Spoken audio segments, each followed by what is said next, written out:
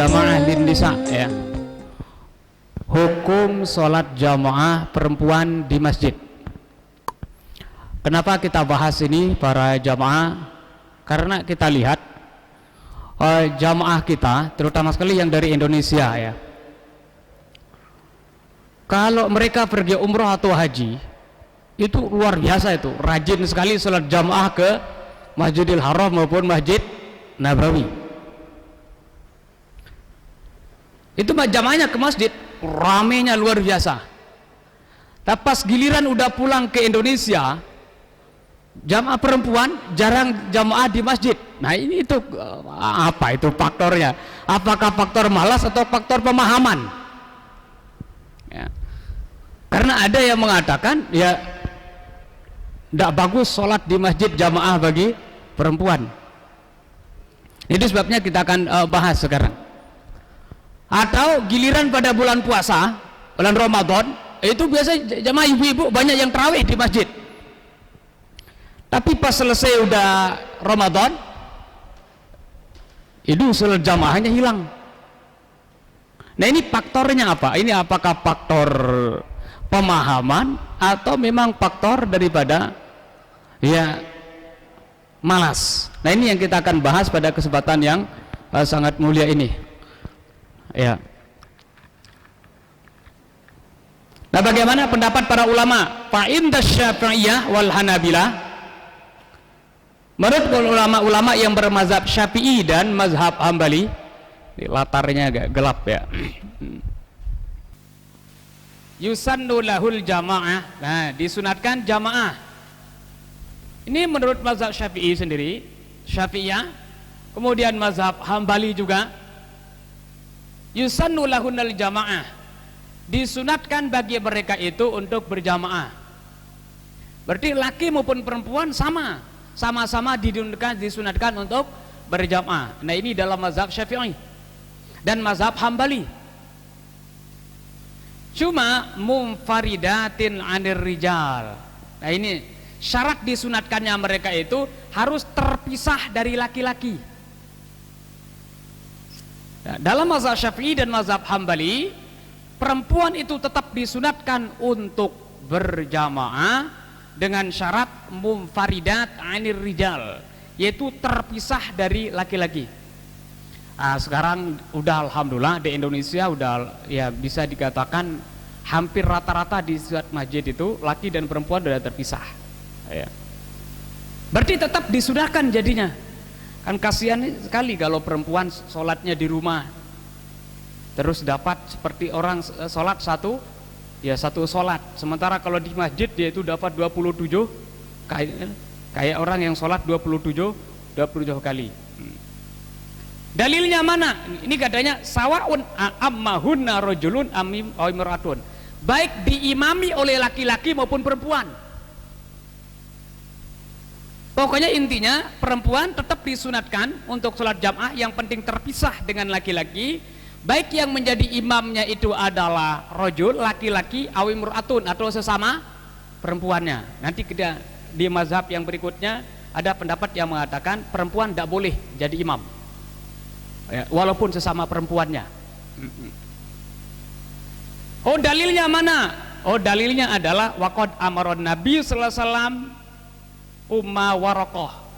Rasulullah SAW memerintahkan kepada seorang sahabiahnya, ada sahabat perempuan namanya Ummu Warokoh, untuk apa? Bi'an tuja'ala laha muazzinan, dijadikan muazzin. Nah, berarti kalau muazzin terus laki Pak.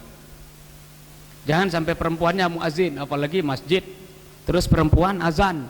Nah, itu nanti heboh nanti kalau ada perempuan yang azan ya. Laki-laki nanti disiapkan untuk azan. Wa amaroha antu amma ahla diariha. Dan Ummu Warokoh itu diperintahkan untuk dia menjadi imam. Dia menjadi imam dari keluarga yang ada di dalam rumahnya itu. Intinya berarti tentunya perempuan sama perempuan baru boleh jadi imam. Nah berarti antara laki dan perempuan di sini tetap sama-sama disunatkan untuk berjamaah dengan syarat Pertama adalah munfaridat anir rijal, yaitu terpisah dari laki-laki. Tentunya yang kedua adalah amina minal fitnah, aman daripada fitnah. Nah, kalau ada unsur fitnah, tapi kalau di Indonesia kayaknya aman ya, di Indonesia ya. Itu syaratnya. Pertama adalah munfaridatin anir rijal, terpisah dari laki-laki. Yang kedua adalah amina minal fitnah, yaitu aman daripada fitnah yang timbul. Nanti kalau dia sholat jamaah tapi niatnya nauzubillah untuk ketemu di masjid dengan laki-laki, oh itu bahaya itu. Berarti lebih baik di rumah saja itu. Nanti ketemu sama mantan pacarnya di masjid. Wah, kalau begitu ya, lebih baik di rumah aja. Ya. Pokoknya intinya aman dari fitnah. Nah, terus berikutnya Malikiyah bagaimana? Oh, wa man'al Malikiyah jama'atan nisa. Oh, Malikiyah mengadakan tidak boleh perempuan itu berjamaah. Maksudnya bagaimana? Li'anna min syurutil imam ayyakuna zakaran. Karena syarat imam itu adalah harus laki. Berarti kalau perempuan tidak boleh, walaupun sesama perempuannya. Ini dalam mazhab Maliki, syarat imam itu laki. Fala tasihha, maka tidak sah imamatul mar'ati lirijalin wala lilisain misriha. Maka oleh sebab itu tidak sah perempuan itu untuk menjadi imam, baik imam sesama perempuannya, apalagi imam dari laki-laki. Ya, karena pernah terjadi pada zaman di Amerika. Itu seorang ulama perempuan namanya Aminah Wadud namanya. Itu jadi imam. Dia perempuan, dia jadi imam, makmumnya laki-laki. Itu tidak boleh. Semua ulama tidak ada yang membolehkan itu. Bahwa perempuan jadi imam terus makmumnya laki-laki. Nah, ini dalam mazhab Maliki, walaupun makmumnya perempuan, tidak boleh perempuan itu untuk berjamaah atau untuk menjadi imam. Lah terus bagaimana? Oh, dalam mazhab Maliki, wa idama yasihhu lil mar'ati, sah bagi perempuan huduru jama'atir rijal, menghadiri jamaah, tapi jamaah yang menjadi imam itu laki-laki. Berarti sekali lagi dalam mazhab Syafi'i, dalam mazhab Maliki, tidak boleh perempuan itu sholat sesama perempuannya berjamaah. Artinya tidak boleh imam itu perempuan, walaupun sesama perempuannya. Tapi andai kata perempuan itu ingin untuk menghadiri jamaah, boleh, yang penting imamnya laki-laki. Alasannya di sini kenapa makruh? Iza lam takun maksyatal fatni, syaratnya dari sama ya, apabila tidak khawatir timbul fitnah. Kalau di Mekah udah beda, Pak. Di Mekah, apalagi Madinah lebih ketat. Itu antara laki dan perempuan itu benar-benar terpisah itu di Madinah. Di Mekah juga sama, antara laki dan perempuan udah terpisah. Makanya di sana ulama Saudi, walaupun itu ketat antara laki dan perempuan, tetap diperbolehkan untuk berjamaah. Ya, jamaah kita yang di Indonesia ya banyak yang keluar untuk sholat jamaah. Oh, kalau gitu terus berikutnya yang ketiga, amal Hanafiyah. Nah, sekarang ini Hanafiyah. Fa innal jama'ata lin nisa indahum makruhah. Oh, menurut mazhab Hanafi, perempuan itu makruh untuk keluar sholat ke masjid. Ini Hanafiyah ya, mazhab Hanafi. Alasannya apa? Qad tuaddi, karena namanya li'anna khurujahunna ilal jama'at, karena perempuan keluar untuk sholat jamaah, qad tuaddi ila fitnah, itu biasa menimbulkan fitnah. Ini menurut mazhab Hanafi. Berarti kalau tidak ada timbul fitnahnya, kan ilatnya di sini adanya timbul fitnah, adanya timbul pendidikan ya tadi, keinginan laki-laki terhadap perempuan ya di waktu untuk ibadah, sehingga ibadah itu nanti tidak menjadi fokus karena adanya sama laki-laki dan perempuan. Itu makanya tidak dibolehkan. Nah, sekarang andai kata kita pakai atau pegang yang membolehkan untuk keluar sholat jamaah di masjid, seperti tadi Imam Syafi'i dengan Syafi'iyah, ulama-ulama yang berzal Syafi'i dan yang bermazhab Hambali. Syaratnya katanya di sini ada dua. Syurutu khurujil mar'ah ilal masjidi. Syarat perempuan itu keluar untuk sholat jamaah ke masjid itu, pertama, Allah takhruja mutatayyibatan au mutazayyinah. Nah, ini syaratnya.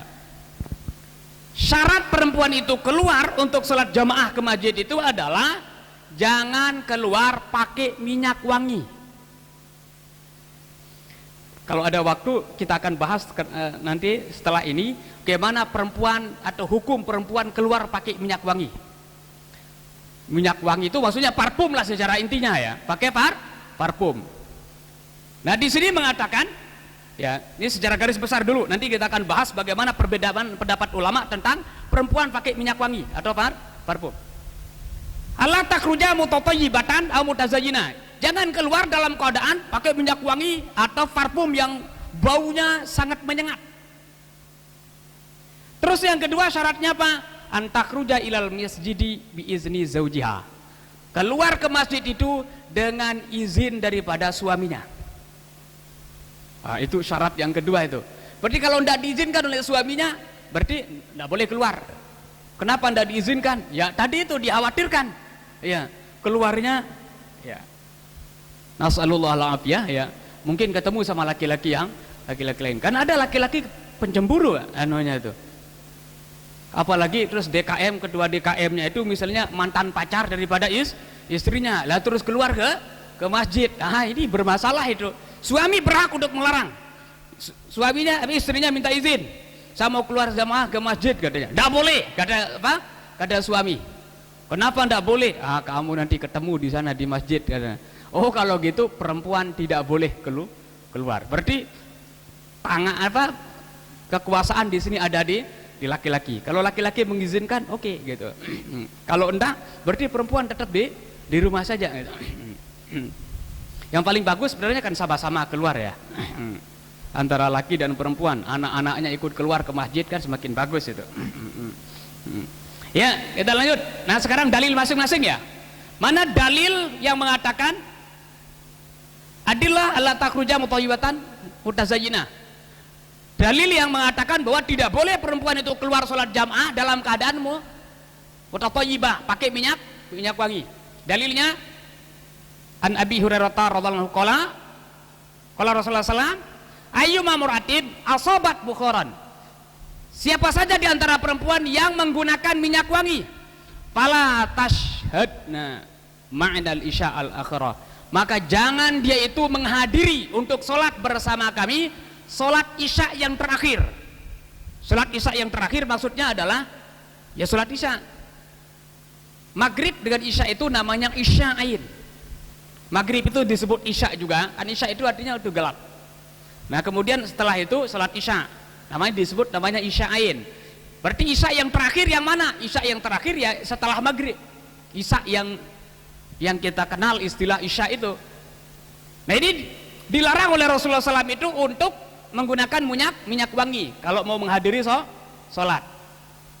Nah, kemudian di sini ya Rasulullah SAW bersabda, la tamna'u ima Allah masajidallah. Masajidallah. Jangan engkau melarang perempuan-perempuan itu untuk pergi ke masjid. Ini bagi suami.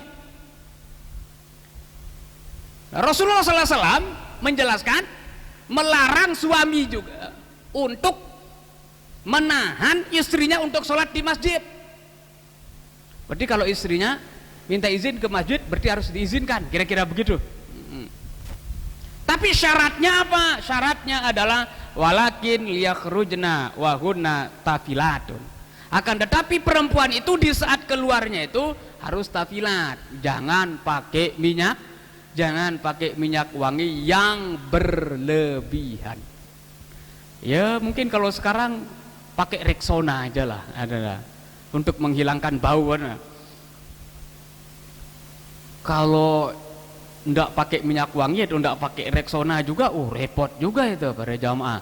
Apalagi tarawih, orang kan banyak itu kalau tarawih. Mendingan AC-nya kencang kan. Tapi kadang-kadang kan AC kurang, kipas angin juga kurang. Terus kita kumpul, keringatan itu. Lah terus keringatan, terus ndak pakai Rexona. Oh, bisa dibayangkan itu. Ya bilang pakai Rexona lah. Enggak masalah kalau artinya sekedar untuk menahan bau. Ya. Nah ini Rasulullah mengizinkan untuk perempuan keluar itu adalah syaratnya adalah yaitu tafilat, tidak menggunakan minyak wangi. Andai kata menggunakan minyak wangi yang apa istilah sekarang soft ya, lembut baunya itu, tidak terlalu menyengat. Nah ini kemudian dalil perempuan keluar harus dengan izin suami. Ya. Iza sta'zanat ahadukum imra'atuhu ilal masjid fala yamnaha. Nah ini. Apabila istri kalian itu minta izin. Nah, berarti ini ada izin dulu. Nah, kalau sudah izin fala yamnaha, enggak usah dilarang. Nah, sehingga ada juga ulama yang berpendapat, oh enggak perlu minta izin. Tapi pendapat ulama di sini mengatakan, ya. Kalau enggak harus minta izin ya sama aja kalau gitu dengan laki. Kan di sini ada perbedaan antara laki dengan perempuan. Ya. Tapi di sini walaupun minta izin tadi itu, dan ditekankan bagi suami kalau tidak ada unsur fitnah ya. Kalau tidak ada unsur fitnah itu fala yamna'ha, tidak melarang istrinya untuk pergi ke masjid, tentunya dengan syarat tadi itu. In amina minal fitnah, jikalau aman daripada fitnah. Tidak perlu dilarang kalau aman dari fitnah. Artinya fitnah dalam artinya fitnah bainar rijal wan nisa, fitnah antara laki dengan perempuan. Nah itu ya.